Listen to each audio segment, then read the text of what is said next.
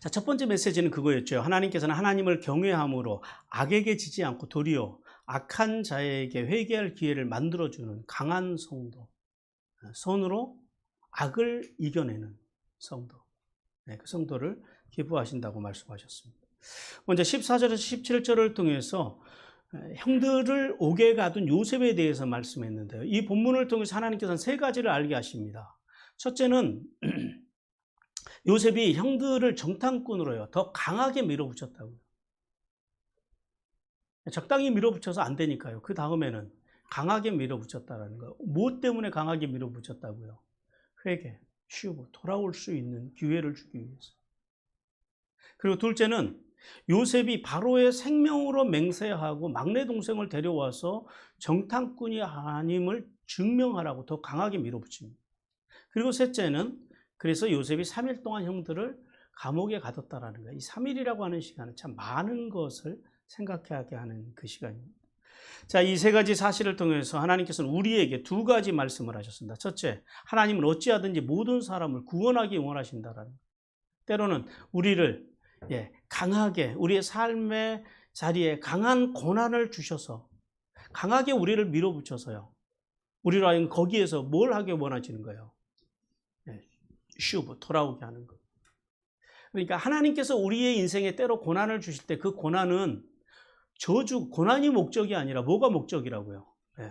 돌아와서 복을 받게 하는 게 목적이라는 사실을 우리는 깨달아야 됩니다. 그리고 두 번째는 죄는 회개하면 용서의 은혜가 임하지만은 회개하지 않으면은요, 죄를 지은 만큼 고통이 임한다라는 사실입니다. 그래서 용서는 어떤 골짜기를 타고 흐른다고요? 회개의 골짜기를 타고 흐른다고. 그러니까 여러분 돌아보십시오. 신앙생활을 하면서 우리가 지금까지 말씀을 이렇게 쭉 들으면서 오지만은 신앙생활을 하면서 제일 잘해야 되는 게 뭐예요? 회개하는 걸 잘해야 돼요. 죄는 어쩔 수 없이 줘요. 그래서 회개하는 걸 잘해야 된다라고 하나님께서 말씀하십니다. 그리고 18절에서 20절을 통해서 목숨을 구할 방법을 제시하는 요셉에 대해서 말씀합니다. 이 본문을 통해서 두 가지를 알게 하시는데, 하나는 요셉이 자신의 신앙의 정체성을 밝혔다는 것과, 그리고 또 하나는 굶주리고 있을 아버지와 다른 가족들을 위해서 한 사람만 볼모로 잡고 나머지는요 곡식을 주어서 가게 하되 반드시 다음에 올 때는 누구를 데려오라고요? 동생 베냐민을 데려오라고 그럽니다. 안 오면 어떻게 된대요? 죽는데요.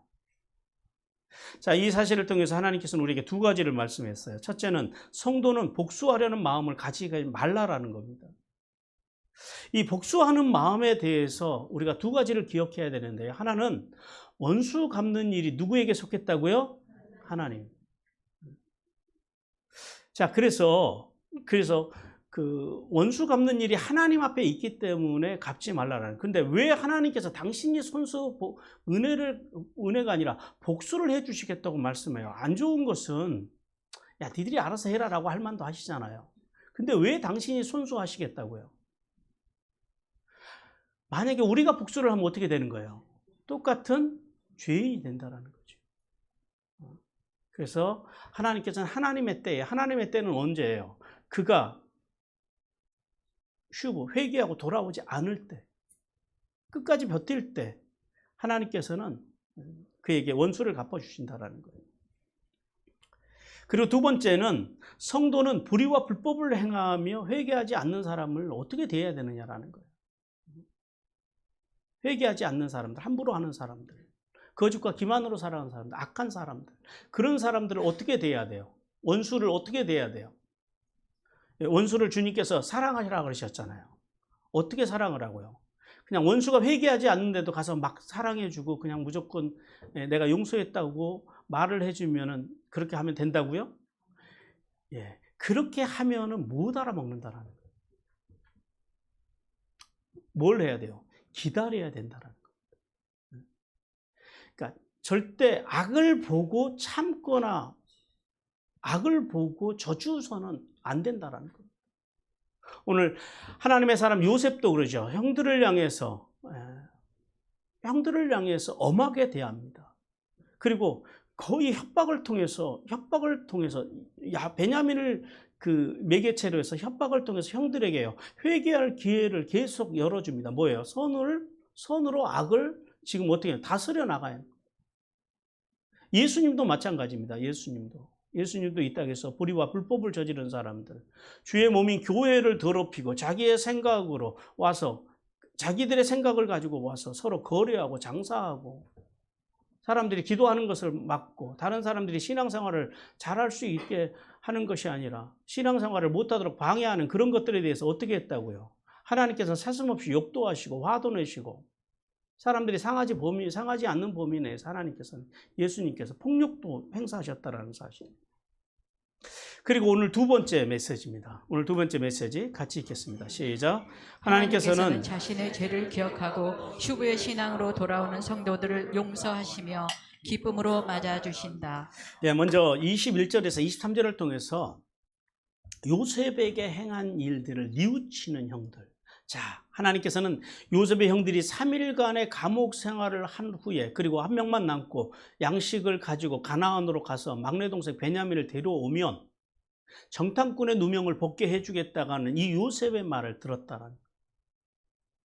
그리고 그때의 그 고난 속에서 그들이 뭘 기억해냈다고요? 지난날 요셉에게 자신들이 행했던 일, 요셉을 애굽으로 팔았던 그 일을 그들이 기억해내고 자신들의 범죄를 진심으로 뉘우치기 시작했다고 말씀합니다. 그런데 그들이 알지 못하는 것이 있었지요. 그 말을 지금 누가 듣고 있다고요? 요셉이 듣고 있었다는 거예요.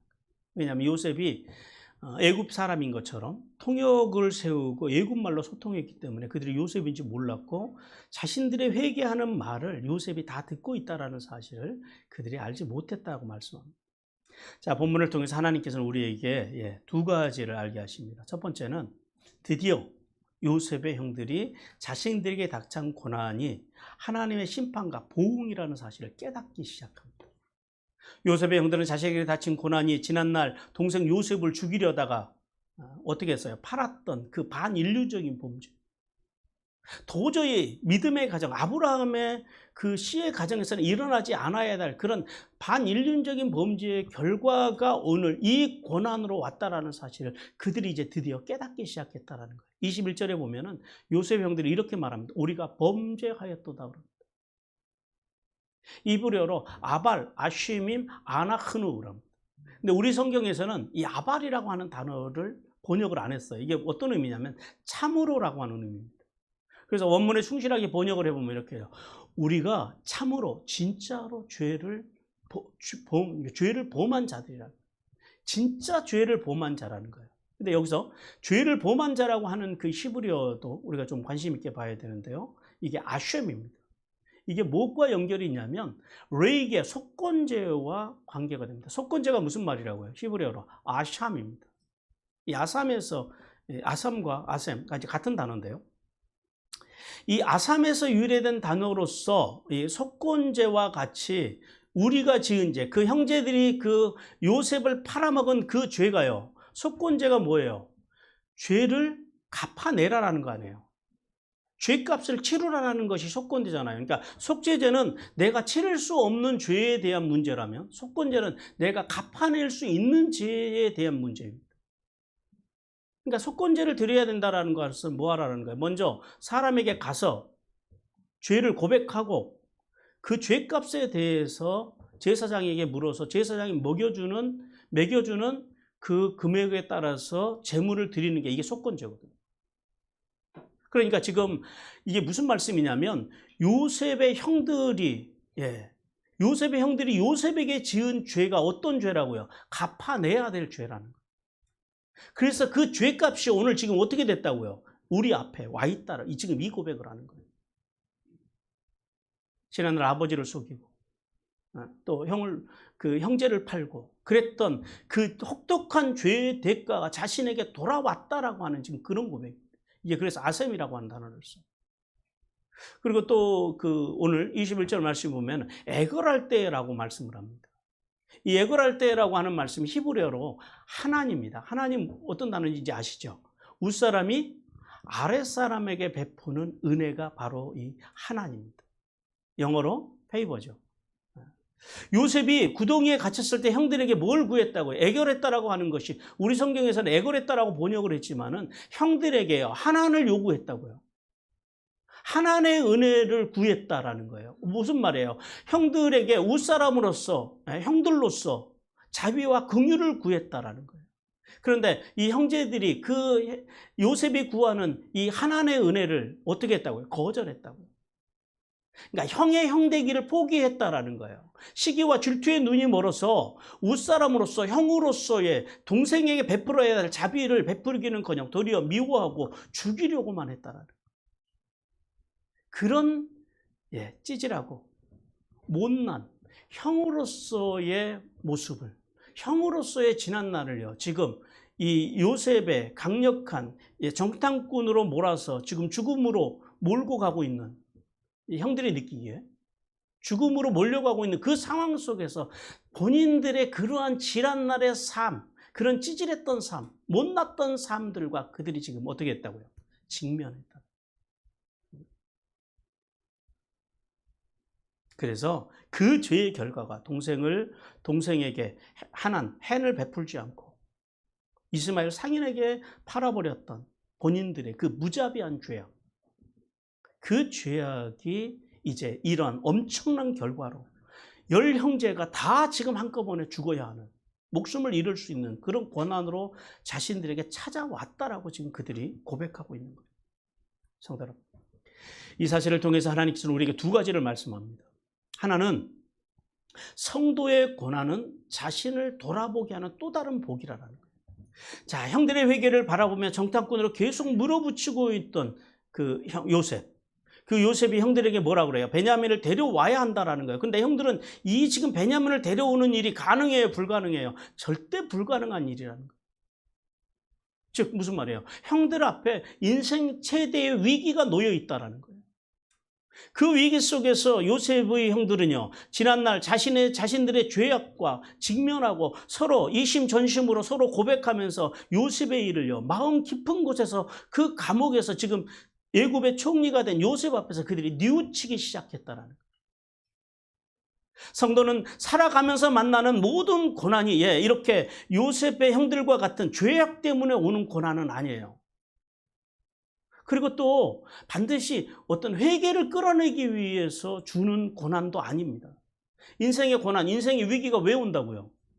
살아있으니까 여러 가지 모양, 살아있기 때문에 온다라고 하는 것은 이렇게 범죄에서 오는 고난도 있고, 우리를 회개하기 위해서 오는 고난도 있고, 또 하나님께서 우리를 테스트 시험하기 위해서 복을 주시기 위해서 오는 고난도 있고, 다양하다라는 거예요. 그런데 이 모든 고난에 공통점이 있어요. 우리가 살아가면서 만나는 이 모든 고난은 반드시 어떤 죄악 때문에 회개를 목적으로 오는 것은 아니지만, 고난이라고 하는 것은요, 우리의 죄를 깨닫게 하고 내 연약함을 깨닫게 하고 그리고 회개하고 하나님의 뜻을 바라보게 하는데 굉장히 유익한 것이 고난이라는 거예요. 그러니까 결론적으로 삶의 고난이 복이에요, 저주예요? 결론은 복입니다. 이것을 삶의 고난을 저주로 해석하는 것은 결코 하나님의 뜻은 아닙니다. 그 고난 속에서 우리는요, 뭘 발견해야 돼요? 하나님께 돌아가고자 하는 열망, 돌아가고자 하는 그런 마음을 가져야 된다는. 따라서 성도들은 고난이 오면 피하려고만 하지 말아야 된다는. 어떻게든지 고난을 피하기 위해서 열중하는 것이 아니라 왜 하나님께서 이 고난을 내게 주셨는지 마음으로 생각하고 그 고난을요, 잘 이게 왜 왔는지를 분별해낼 줄 아는 총명이 있어야 한다고 주님께서 말씀합니다. 신명기 8장 5절 같이 읽겠습니다. 시작. 너는 사람이 그 아들을 징계함 같이 내 하나님 여호와께서 너를 징계하시는 줄 마음에 생각하고. 그러므로 성도는 고난을 통해서 자신의 연약함과 죄를 깨닫는 만큼 하나님의 사랑도 깊어져 간다는 사실을 깨닫기를 주님께서 원하십니다. 그리고 또 하나는 어른이 어른다움을 잃어버리게 되면요, 모두가 불행해진다는 사실을 말씀합니다. 여러분, 누가 어른입니까? 어른. 어른의 가장 큰 특징이 뭘까요? 어른의 가장 큰 특징은 넉넉합니다. 넉넉함. 오랜 삶의 경륜에서 오는, 경험에서 오는 넉넉함. 자, 우리 이 글을 같이 한번 읽어보겠습니다. 시작. 어른은 그리스도의 몸인 교회와 사회 안에서 사는 동안 다른 사람들과 조화롭게 살 줄 알아야 한다. 또한 다른 사람의 말을 공감해 주고 사랑으로 받아줄 줄 알아야 한다. 그리고 더 나아가 연약한 성도와 이웃들에게 인정을 베풀 줄 알고 매사에 하나님과 사람 앞에서 마음과 생각이 겸손하여 낮아지는 삶을 살고자 발버둥 쳐야 한다. 어른은 악을 악으로 욕을 욕으로 갚지 않는 삶을 통하여 복을 받아 그 복을 후손들에게 흘려보내는 삶을 살아야 한다. 이런 사람들이 어른이라는 거죠. 여러분, 나이가 들어서 어른이 아니고 어른이라고 하면은 그 속에 품격이 있어야 된답니다. 베드로전서 3장 8절 9절 같이 읽습니다. 시작. 마지막으로 말하노니 너희가 다 마음을 같이하여 동정하며 형제를 사랑하며 불쌍히 여기며 겸손하며 악을 악으로 욕을 욕으로 갚지 말고 도리어 복을 빌라. 이를 위하여 너희가 부르심을 받았으니 이는 복을 이어받게 하려 하심이라. 어른이 굳은 마음, 그러니까 어른으로서 가져야 할 굳은 마음과 믿음을 가지고 어른이 살지 못하면, 즉 신념이 흔들리면 그가 속한 그 가정, 그리고 그가 속한 공동체는 불행해지고 결국 무너질 수밖에 없다는 사실을 깨달아야 돼요. 그래서 교회나 가정이나 어떤 공동체든지 어른이 중요합니다. 이 사회의 문제, 오늘날 우리가 살아가는데 삶의 문제는 다 어른들의 문제이지 젊은 사람들의 문제는 아닙니다. 어른들로 인해서 생긴 문제라는 거예요. 그러므로 성도는 하나님의 풍성하신 은혜를 먼저 받은 자로서 가정과 교회와 사회에서 자녀와 믿음의 후배들에게요, 하나님의 은혜를 베풀어 줄 아는 윗사람으로서 아랫사람에게 은혜를 베풀 줄 아는 넉넉한 인격 신앙인으로 세워져 가기를 주님께서 원하십니다. 그리고 두 번째는 맏형 루벤은 요셉이 자신의 말을 듣는지도 모르고 모든 죄의 책임을 동생들에게 전가하면서 원망했음에 대해서 말씀을 합니다. 22절에서 루벤이 동생들에게 이렇게 말을 합니다. 내가 너희에게 그 아이에 대하여 죄를 짓지 말라 하지 아니하였느냐라고 책망을 합니다. 그런데 성경 속에서요, 루벤이 동생들에게 이런 말을 한 기록은 없어요. 단지 루벤이 요셉을 파는 과정 속에서 두 마디의 말을 합니다. 37장 21절에서 우리가 그의 생명을 해치지 말자, 뭐예요? 죽이지 말자라는 거예요. 그 다음에 또 22절에서 피를 흘리지 말라, 이것도 똑같은 말이죠. 죽이지 말자라는 거죠. 이 두 마디의 말을 했을 뿐입니다. 그래서 이 요셉이 그 팔려나갈 때에, 그렇게 요셉이 고난을 당할 때에 형 장자로서 루벤의 말들을 종합해 보면 루벤은 요셉의 죽음만 막으려고 했을 뿐 동생들처럼요, 증오심과 그런 미워하는 마음이 있었다라는 거예요. 그리고 이 광기 어린 동생들의 행동들을 장자로서 단호하게 지적하고 제지하지 않았음을 알 수 있습니다. 왜냐하면 그의 마음속에도 뭐가 있어요? 요셉을 향한 시기와 질투의 마음이 있었다라는 거예요. 어른답지 못한, 형답지 못한 마음이 그의 마음에 있었다라는 거예요. 자, 돌아보면 이 요셉의 사건 속에서 가장 큰 책임이 있는 사람은 바로 이 루벤입니다. 그는 아버지를 대신한 장자로서 그 상황 속에서 자기가 아버지의 역할, 제사장의 역할을 했어야 된다는 거예요. 왕의 역할을 했어야 된다는 거예요. 동생들을 엄격하게 통솔하고, 그리고 요셉을 죽이려고 하는 동생들을 강력하게 꾸짖고 말렸어야 했다는 거예요. 그러지 못한 결과가 결국 지금 오늘날 이 불행을 만들었다는 거예요. 만약에 거기서 동생을 팔고자 하는, 죽이고자 하는 그 동생들을 엄격하게 통제하고 그리고 꾸짖고 말렸더라면요, 오늘날 이런 고난은 당하지 않았을 거라는 사실을 우리는 알 수 있습니다. 그러나 루벤은요, 요셉이 그 자리에서 듣고 있는지도 모르고 비겁하게 자신의 죄악을 묻어두고 동생들에게 모든 죄를 전가하는 그런 모습을 보여줍니다. 성도 여러분, 모든 죄의 책임을 동생들에게 전가하는 이 루벤을 통해서 하나님께서는 우리에게 두 가지를 말씀을 해요. 하나는 지혜로운 사람은 다른 사람을 탓하기 전에 자신의 잘못을 돌아보고 인정할 줄 아는 자라고 말씀하십니다. 하나님께서는 동생 요셉을 팔고 아버지 야곱을 속이는 악행을 막히는커녕 동조하였던 이 루벤을 통해서 삶에 찾아온 고난 앞에서 자신의 책임을 회피하고 환경과 다른 사람을 탓하는 비겁한 삶을 살지 말라라고 말씀합니다. 신학자 렌스키는 원망에 대해서 이렇게 지적을 했습니다. 원망한다라는 것은 용납될 수 없는 불만을 드러나게 토로하는 것이다. 하나님과 하나님의 대리자에 대한 모든 원망의 배후에는 불신앙이 있다라는. 자, 그 대표적인 사람들이 누구예요? 바로 출애굽한 이스라엘 백성들입니다. 출애굽한 이스라엘 백성들은요, 그들은 전적인 하나님의 은혜로 출애굽했음에도 불구하고, 그래서 그들은 늘 감사의 삶을 살아도 마땅한데, 그렇게 자신들을 대신해서 수고해준 모세를 향해서, 그리고 그 모세를 인도해서 애굽에서 10가지 재앙을 내리시면서 자기들을 여기까지 홍해를 가르치고 인도해 주신 그 하나님께 감사하기는커녕 광야를 살아가다가 불편하고 어려운 일을 만날 때마다 그들이 어떻게 해요? 그들은 하나님과 하나님의 종 모세가 자신들을 잘못 인도해서 우리가 이런 어려움을 당한다고 끊임없이 하나님을 배반하고 하나님의 종 모세를 공격하고 원망했던, 그리고 불평했더라는 것. 자, 그 결과가 어떻게 났어요? 그 결과에 대해서 바울이 이렇게 말씀합니다. 고린도전서 10장 10절 같이 읽겠습니다. 시작. 그들 가운데 어떤 사람들이 원망하다가 멸망시키는 자에게 멸망하였나니 너희는 그들과 같이 원망하지 말라. 예, 그들의 결론은 뭐예요? 그들의 원망의 결론은 결국 멸망이라는 거예요. 그들이 어떻게 멸망을 당했냐면은 20세 이상으로 여호와의 군대로 부르심 받은 60만 3,550명 중에서 2분 빼놓고 여호수아 갈렙 빼고 60만 3,548명은요 세렛 시내를 건너지 못하고 다 죽었다는 거예요. 우리 신명기 2장 14절 같이 읽습니다. 시작. 가데스 바네에서 떠나 세렛 시나를 건너기까지 38년 동안이라. 이때에는 그 시대의 모든 군인들이 여호와께서 그들에게 명세하신 대로 진영중에서 다 멸망하였나니. 예.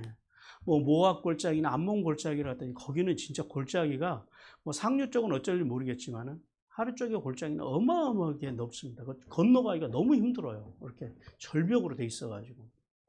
근데 세렛 그 시내는 그러니까 이스라엘 백성들이 건너갔을 세렛 시내를 지난번 성지답사 때 가서 보니까 글쎄요, 달려가면 한 20초, 30초만 가겠더라고요. 슬슬 걸어가도 뭐 한 1분 조금 넘으면은 슬슬 걸어가면 슬슬이 어느 정도인지는 모르겠습니다만 하여튼 넉넉하게 뭐 1분 30초면 건너갈 수 있는. 그리고 비가 안 오면 여기가 건천이에요. 쉽다라는 거죠. 그 쉬운 길을 왜 못 건너갔다고요? 그 쉬운 감을 원망, 불평, 불신종. 그래서 그들은 다 이 세례 시내를 넘지 못하고 죽음으로 심판을 당했다는 사실을 기억하라라고 말씀하십니다.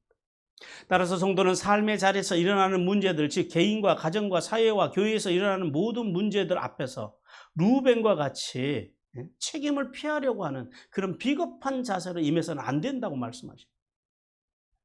도리어 책임지려고 하는 자세, 태금을 전가하고 원망하는 자세가 아니라 내가 책임지려고 하는 그런 자세를 가져야 한다라고 말씀합니다. 그러므로 성도는 슈브의 신앙으로 예수님의 십자가로 돌아가서 속건제의 정신으로 죄에 대해서 책임지려고 하는 자세, 그리고 사명자로서 그리스도의 몸인 교회를 책임지려고 하는 자세를 살기를 주님께서 원하십니다. 그리고 또 하나는 성도의 모든 언어는 하나님이 듣고 계신다는 사실을 기억하라라고 말씀합니다. 요셉의 형들이 총리가 요셉인 줄은 꿈에도 모르고 자신들의 죄에 대해서 말한 것을 통해서 하나님께서는 성도의 언어에 대해서 말씀합니다. 성도의 언어는 어때야 돼요? 성도의 언어는 경건해야 됩니다. 성도의 언어는 누가 들어도 듣기 좋아야 한다라는 거예요. 하나님께서는 시편 94편에서 이렇게 말씀을 해요. 같이 읽겠습니다. 시작. 귀를 지으시니가 듣지 아니하시리야 눈을 만드시니가 보지 아니하시리야. 예, 하나님께서 뭐라고요? 우리의 모든 말을 다 듣고 계신다라는 거예요. 그런데 오늘날 많은 그리스도인이라고 자청하는 사람들이, 교인들이 자신과 함께 하시며 자신의 마음과 생각과 입술의 말을 다 알고 계시는 하나님을 안 믿는 경향이 있습니다. 하나님을 안 믿어요. 그걸 어떻게 알 수 있냐면 어떤 사람들은요, 자신의 말에 대해서 책임지지 않아요. 말을 해놓고 내가 언제 그랬냐 그래요. 진짜 기억이 안 나서 기억이 안 나는 거예요. 어쩔 수 없겠지만은 기억이 남에도 불구하고 기억 안 난다고 거짓말 한다라는 거예요.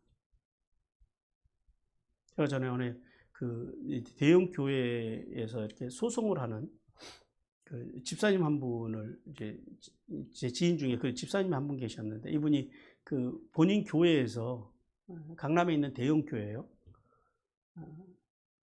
그 교회에서 이렇게 당회한 녹취가 아니라 음성 파일을 저한테 한번 보냈어요. 목사님 한번 들어보시라고. 굉장히 재밌더라고요. 당회하는데. 이걸 왜 녹음한답니까? 그랬더니 그 교회는 영상으로 송출을 한대요. 교회 전부에다. 그래서 왜 그렇게 한답니까? 당회하는 거를. 그랬더니 그분 말이 재밌어요. 장로님들이 거짓말을 하도 많이 해서 그런답니다. 말을 해놓고도 안 했다 그런대요. 당회에서 해놓고 나와가지고는 안 했다 그런대요. 거기 아무래도 제가 볼 땐 그 교회 장로님들이 이 정치인 출신들이 많은가 봐요. 이 정치인들이 하는 그 습관 아니에요. 하도 장로님들이 거짓말을 해가지고 녹음을 하고 심지어 녹화까지도 떠는답니다. 그래서 나중에 딴소리 못하게. 왜 그래요? 하나님을 안 믿는다라는 거죠. 교회를 다니지만 자기의 말에 책임지지 않는 거예요. 그러나 성도가 분명히 기억해야 되는 게 있어요. 사람의 귀와 사람의 눈은 속일 수가 있어도요, 하나님의 귀와 하나님의 눈은 절대 속일 수 없다라는 사실을 깨달아야 돼요. 그러므로 우리가 말한 것들에 대해서 거짓말을 하면 하나님께서요 분명히 찾아오셔서 그 거짓말에 대한 대가를 물으신다라는 사실을 깨달아야 돼요. 시편 139편 2절에서 이렇게 말씀합니다. 같이 읽습니다. 시작. 주께서 내가 앉고 일어섬을 아시고 멀리서도 나의 생각을 밝히 아시오며. 생각을 아시는 하나님. 우리 앉고 일어섬을 우리의 모든 것을 아신다라는 거죠. 그래서 하나님의 사람들은 언어가 경건해야 하고 순수해야 하고 정직해야 합니다. 자, 언어라고 하는 것이 어디서 나옵니까? 언어는 사람의 생각에서 나옵니다. 생각이 언어로 나오는 거예요. 그러니까 그 사람의 언어를 보면 그 사람이 가지고 있는 생각을 알 수 있어요. 생각은 어디에서 나와요? 그 사람의 마음에서 나오는 거예요. 그러니까 사실은 그래서 이 마음이 부정적인 사람들은요, 마음이 부정적인 사람들은 생각하는 것이 늘 부정적이에요. 똑같은 사건을 봐도 이거를 구속사적으로 풀어내는 사람들이 있고요. 어떤 사람들은 굉장히 인본주의적으로, 인간적으로, 부정적으로 풀어내는 사람들이 있어요. 똑같은 경험을 했음에도 불구하고. 왜 그래요? 마음이 부정한 사람들, 부정적인 사람들은 부정적인 방향을 향해서 끊임없이 생각하고 그쪽으로 문제를 풀어내요.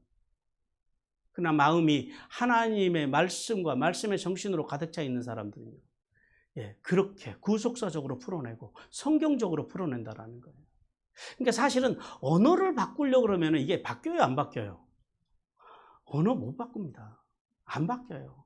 처음에는 좀 긴장하고 있을 때는 며칠은 바꿀 수 있죠. 그러나 그 지나면은요, 금방 긴장이 풀리면은 옛날 언어로 돌아간다라는 거예요. 그러니까 언어를 바꾸기를 원하거든. 뭘 바꿔야 된다고요?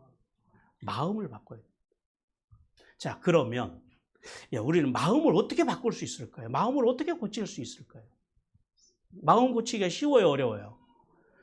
마음은 더 어렵습니다. 그런데 길이 있어요. 마음을 고치는 방법이 있어요. 마치 그거하고 똑같은 거예요. 컵 속에 검정색 먹물이 들어있는데 그 먹물을 빼내는 방법이 여러 가지가 있지만 손 안 대고 먹물을 빼내는 방법이 뭐가 있어요? 끊임없이 맑은 물, 맑은 물을 집어넣는 거예요. 그럼 처음에 이게 섞여서 점점점 넘쳐나서 나중에는 어떻게 돼요?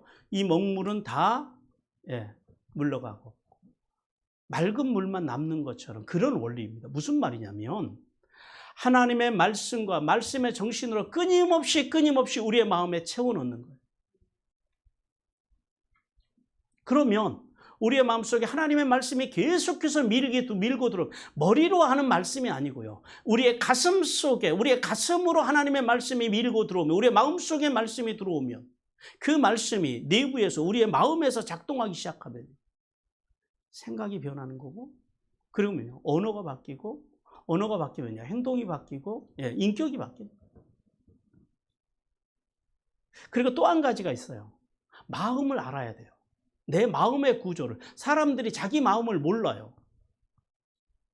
여러분의 마음에 얼마나 관심을 가지고 살아가십니까?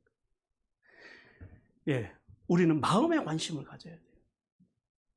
내 마음이 어떠한지를 알아야 된다는 거예요. 그래서 마음이 하는 소리를 들을 줄 알아야 된다는 거예요. 그 마음이 하는 소리를 듣는 방법이 뭐예요? 마음 일기를 쓰는 거예요.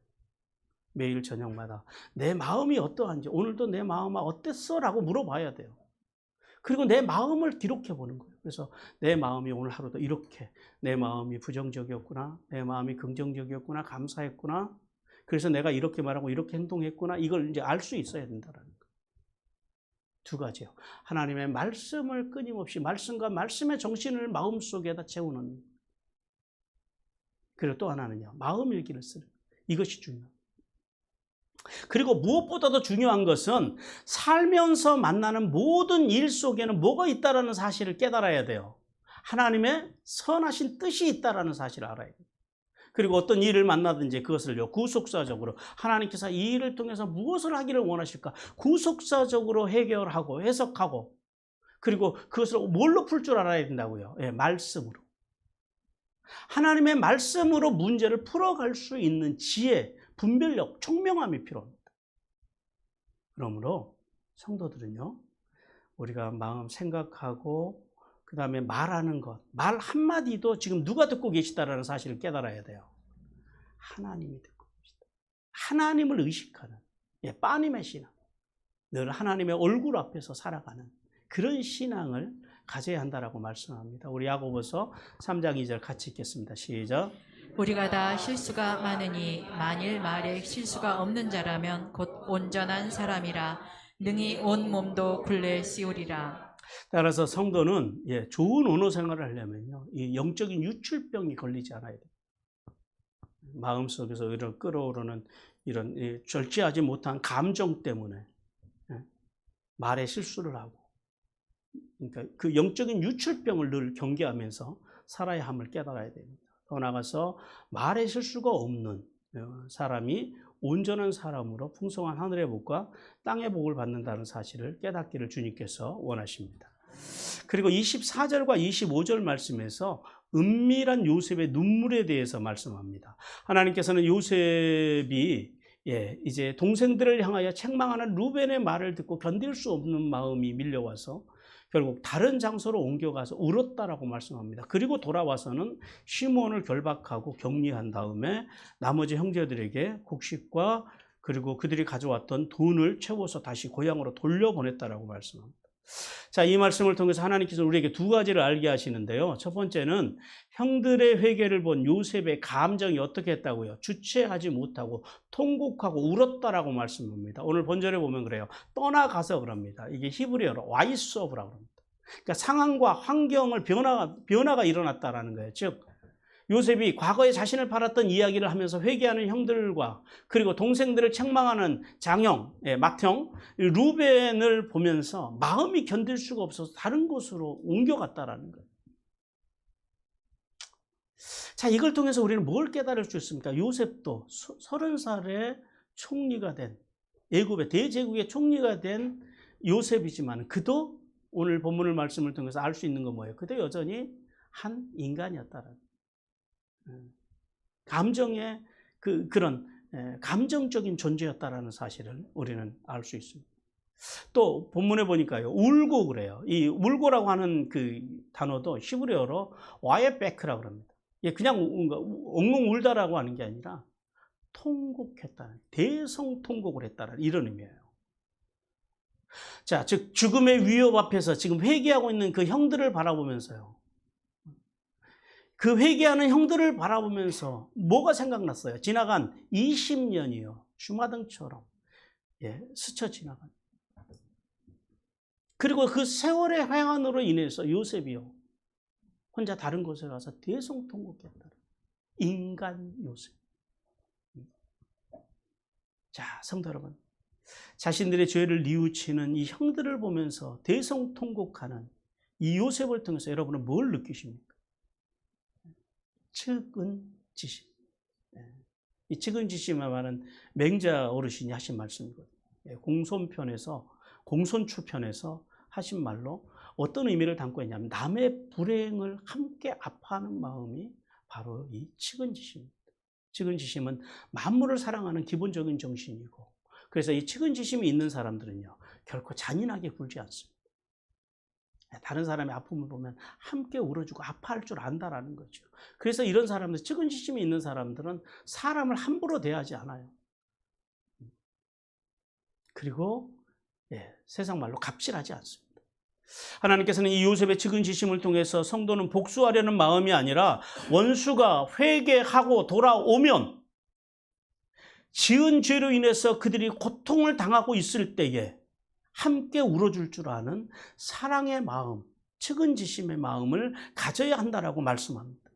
더 나아가서 성도는 본질상 진노의 자식이었던 우리에게 베풀어 주신 예수님의 그 십자가의 사랑을 기억하고, 그리고 그 십자가의 사랑으로 구원받은 자로서 도저히 사랑할 수 없는 원수까지도, 그 원수가 당하는 고통까지도 그가 때로는 회개를 안 했을지라도 측은지심의 마음으로 고통 속에 있는 사람들에게 선을 베풀어 줄 줄 아는 넉넉한 삶을 살아가기를 주님께서 원하십니다.